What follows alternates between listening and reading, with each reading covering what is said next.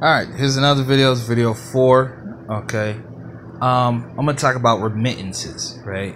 But to understand remittances, you have to understand some other complex things like geopolitical stuff, you know, financial transactions, and how countries essentially fuel themselves, right? So say you were a small country and you need fuel. You need gasoline for your gas stations, you need fuel for your power plants, the whole nine. All these things that make a country is basically infrastructure, plumbing, and electricity, right? If you don't have those things, no one wants to fucking live there, right? So, but as a country, you essentially buy all your resources as a whole, and then it's distributed from that point. You see what I'm saying? So your country, like the United States, up until a certain point, bought all the oil we use, and then we bought it back from them, right?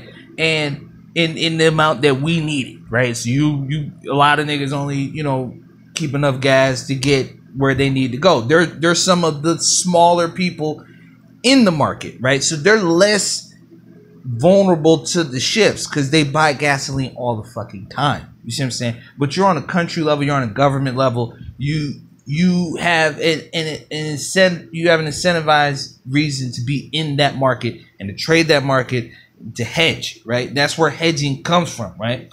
But you don't have to hedge.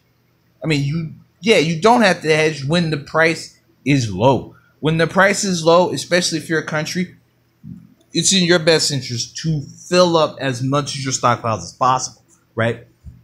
Even countries that produce oil still buy the shit. You see what I'm saying? So, because they don't, you know, where the oil market used to be fucking tight as shit, okay? It used to be that even though you produced oil, you still use way more oil than you produced, so you still had to buy more oil on the open market, and you still had to pay an exorbitant amount, and you know, you transportation costs, the tanker, the whole fucking dig. It got ridiculous, right? But as prices have remained low, and it's not, and a lot of times when you look at the oil market and stuff, they were talking about, oh, price this, price that, but it's where the price stays for an extended period of time. That's the real effect of prices, okay? It really doesn't matter if a Snicker bar was worth $300 in one fucked up case, like say in jail. No one gives a shit that a Snicker bar is worth $300 in jail, besides the nigga in jail who's trying to buy a Snicker for $300, right? It only really affects you when you're in that fucking market. You see what I'm saying?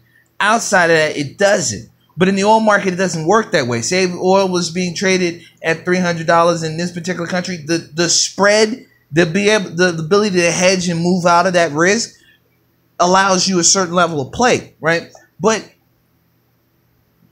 they don't like that. You know what I mean? Because they want, oil is how you control countries, right? Just in the same way how you control people with money, like you only give them a certain amount of people allowance and stuff like that. You treat children and shit like that. That's the same in sense. So it's like we can control how much oil you do or do not have. You maintain your connection oil. But that all breaks down when the oil price gets cheap and stays cheap for a long time. You can no longer threaten people with something that is easily available. You know what I'm saying? Or that is oversupplied. It's only in when the market is tight that you have that play. And that adds a level of geopolitical risk that is unfounded once you tie that to the petrodollar.